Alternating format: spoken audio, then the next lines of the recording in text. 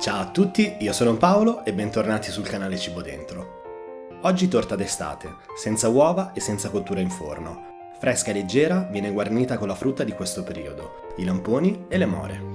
Cominciamo dalla base, utilizzando semplicemente dei biscotti secchi e del burro. Le dosi indicate sono per una torta, più una mini torta, più un paio di barchette alla frutta.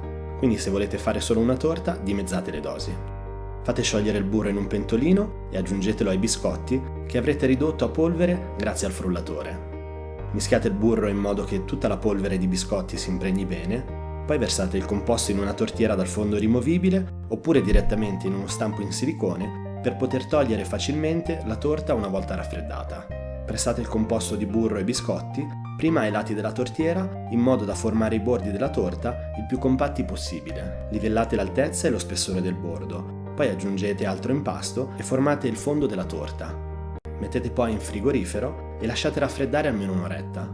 Nel frattempo facciamo la crema senza usare le uova, semplicemente scaldando il latte in un pentolino e addensandolo sostituendo alle uova la maizena, l'amido di mais. Per fare questa crema sono partito dalla ricetta della crema pasticcera. Se volete fare una ricetta completamente senza glutine, basta sostituire la farina con la maizena ottenendo una crema priva di glutine. Quindi invece di 4 cucchiai di farina e 4 cucchiai di maizena, usate semplicemente 8 cucchiai di maizena e chiaramente dei biscotti senza glutine. Mischiate poi le farine setacciate con lo zucchero e quando il latte sarà caldo aggiungetelo a filo mescolando con una frusta. Poi se avete in mente di decorare la torta con more e lamponi, potete aggiungere un abbondante cucchiaio di miele. Infatti questi frutti sono spiccatamente aciduli e una crema un po' più dolce aiuta.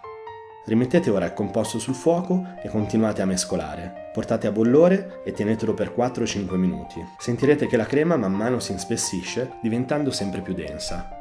Poi trasferitela in una teglia per farla raffreddare e per precauzione passatela in un colino per filtrare eventuali grumi e le scorze di limone o la bacca di vaniglia se avete deciso di aromatizzarla. Quando il composto è abbastanza freddo, mettetelo in frigorifero e tenetelo una mezz'ora. Io ho fatto 3 versioni di questa torta. A barchetta monodose, facilissima da sformare, da collocare in frigorifero e non va neanche tagliata.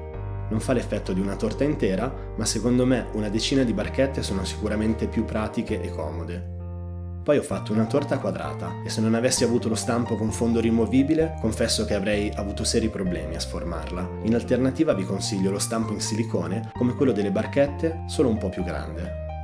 La terza è una mini torta rettangolare, più gestibile ma comunque carina, diciamo una torta per 2 persone.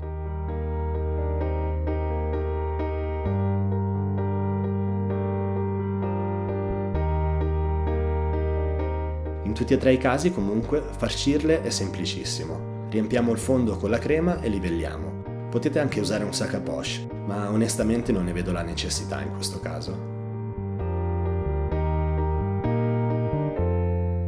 Una volta livellata la crema, decorate la torta come preferite. Io ho usato more e lamponi, un po' aciduli e perfetti con questo caldo.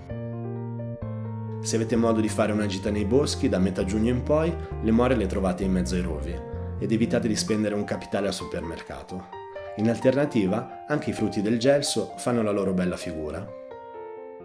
Questa torta è molto fresca ed estiva e va mangiata fredda, soprattutto perché la base è tenuta assieme dal burro e se passa troppo tempo fuori dal frigo tenderà a lasciarsi andare. Vi consiglio di assemblare la torta e poi lasciarla in frigorifero almeno un paio d'ore prima di tagliarla e servirla. Non avendo uova si conserverà in frigorifero tranquillamente per almeno una settimana. Per aumentare la conservabilità, soprattutto della frutta, potete spennellarla con della gelatina o con della marmellata diluita con l'acqua. Io come al solito vi saluto, vi auguro buon divertimento e buon appetito, vi invito ad iscrivervi al canale e a attivare le notifiche per i video di Cibo Dentro, per essere avvisati con una mail appena il video di giovedì prossimo sarà online. Quindi passate un buon fine settimana e ci vediamo giovedì prossimo.